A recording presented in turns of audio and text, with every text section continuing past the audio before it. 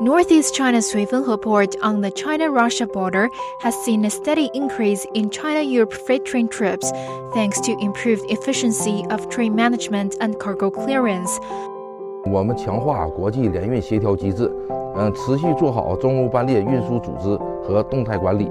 在今年我们新增加了一台集装箱专用龙门雕，大大提高了作业效率。绥芬河海关全面推进智慧海关和智慧口岸建设，畅通海关、铁路、企业的数据传输通道。同时，我们也搭建了一个优先服务平台，推出通关便捷措施，让中欧班列跑出加速度。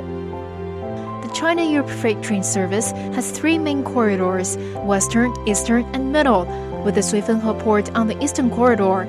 According to statistics, over 2,500 China-Europe freight trains have passed through Suifenhe port since 2018.